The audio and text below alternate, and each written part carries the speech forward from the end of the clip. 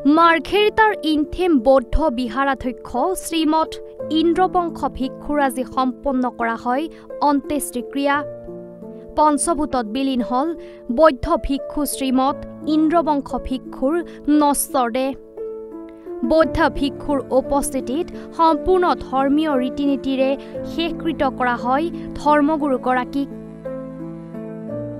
উক্ত অনুষ্ঠানত অসমৰ উপৰিও চুবুৰীয়া অৰুণাচল প্ৰদেশৰো বহু সংখ্যক বৌদ্ধ অনুৰাগীয়ে অংশগ্ৰহণ কৰে অন্ত্যেষ্টিক্ৰিয়াত। বিদায় সম্বৰ্ধনা তথা অন্তিম শোভাযাত্ৰাত অংশগ্ৰহণ ৩ সহস্ৰাধিক লোকৰ। বৌদ্ধ ধৰ্মগুৰুজনাৰ অন্তিম বিদায় অনুষ্ঠানত সকলো স্তৰৰ ৰাইজ শোকাকুল হৈ পৰা দেখিবলৈ পোৱা যায়।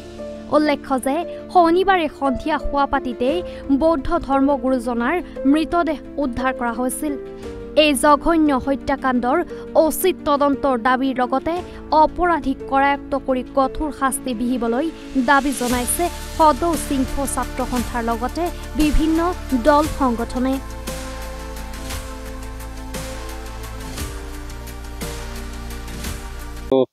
মিডিয়া বন্ধুসকলক আপোনালোকক বহুত বহুত ধন্যবাদ আৰু কৃতজ্ঞতা যাচিছোঁ। যেতিয়া আপোনালোকে ইয়াত ৰিপৰ্টিং কৰিবলৈ আহিছে ইনথেম গাঁৱত হোৱা ঘটনা প্ৰান্তত, এইখিনি এটা অমানৱীয় নৃশংস হত্যা কৰা হৈছে।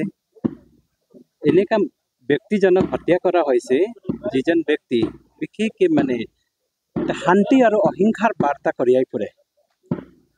আমি বুদ্ধৰ বাণী বা অহিংসা, সত্য, কৰুণা, মৈত্ৰীৰ এনেকুৱা বাণী কঢ়িয়াই ফুৰা, এনেকুৱা শিক্ষা বিলাই ফুৰা মানুহজনৰ হত্যা নিন্দনীয় আছে। আমি কঠোৰ ভাষাৰে নিন্দা কৰিছোঁ, এই গৰিহণা দিছোঁ এই ঘৃণিত কাৰ্যক। গতিকে আমি প্ৰশাসনকো দাবী কৰিব বিচাৰিছোঁ, দাবী কৰিছোঁ, অনুৰোধ জনাইছোঁ যাতে প্ৰশাসনে অতি সোনকালে অতি শীঘ্ৰেই দোষীক কৰায়ত্ব কৰক আৰু উচিত শাস্তি প্ৰদান কৰক। আৰু আমি সকলো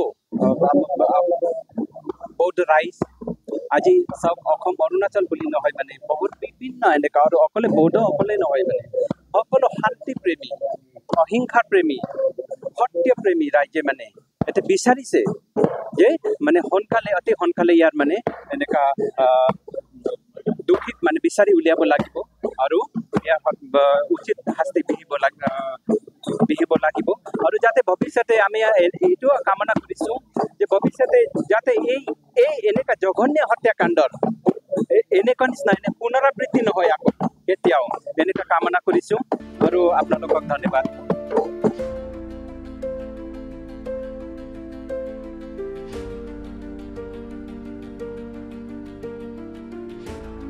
পেঙেৰিৰ পৰা প্ৰমোদ ভূঞাৰ ৰিপৰ্ট, এনি ভাৰত 24।